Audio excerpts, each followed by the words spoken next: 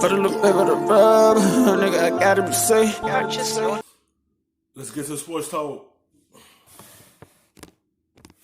And for more now, we're joined by Jeter's teammate in the South Bronx for 6 seasons, the final 6 seasons of Derek Jeter's career, 3-time All-Star first baseman Mark Teixeira. Mark, thanks for joining us. As Derek's teammate, does it matter to you whether he goes in unanimously?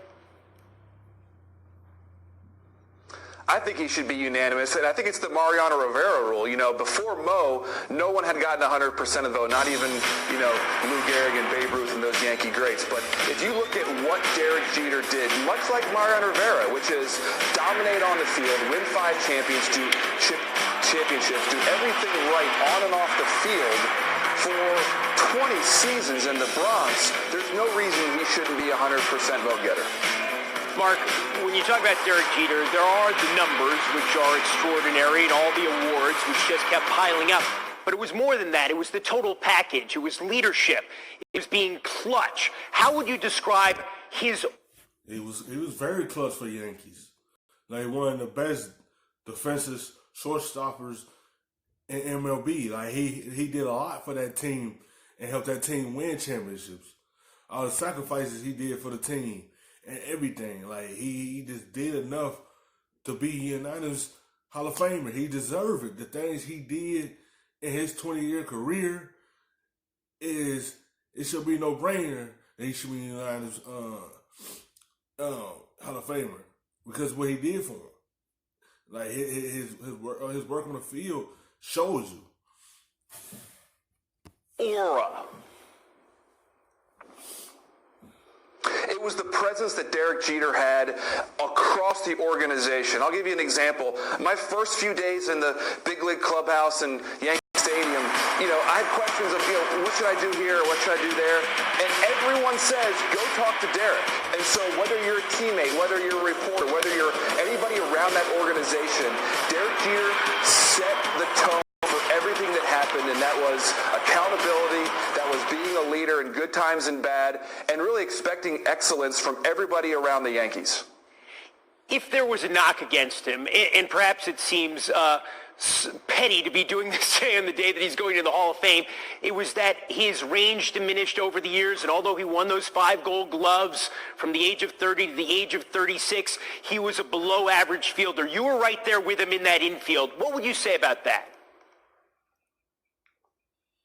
I'd say you're nitpicking. I'd say that when you play shortstop almost to 40 years old, of course you're going to lose range. I mean, I played 14 years. By the end of my career, I was done. Derek Jeter. It's like some people could do longevity. Some people's body could sustain a lot and still play at a high level. Some players, you could tell when you're done. You could tell the game ain't there for you no more. Father time catch up with you, and it slows you down, and you tend to go down. Your average tend to go down as you get older. Most players could play into their 40s and be just fine and still play the same way. But some players, it don't pan out that way. But he did enough to be a Hall of Famer. 5 Gold Gloves, 5 World Championships. So he did just enough that he's a Hall of Famer, no matter what he did his last little years with the Yankees. Like, of course it was going to go down because he got up there in age. Like 20. When you have a guy that's going to play that long, of course he's not going to be as great as he was in his 20s and early 30s. So, yeah, you can nitpick and say that every great player at the end of their career diminishes, but the fact that Derek went out there every single day and continued to make the average plays and be a very dependable defender during the second half of his career, I think it says a lot about who he is. That's why it came in handy. That's why I said he's a good defender. He wasn't doing good on the offensive side, but at the same time, as a good defender and a Gold Glover, he used that to his advantage. I can't really hit the baseball like I normally could, but I still could defend very well to help this team win ball games. And that's what he used to his advantage because he is a good defender. Mark, in that pantheon, you mentioned Ruth and Gehrig earlier.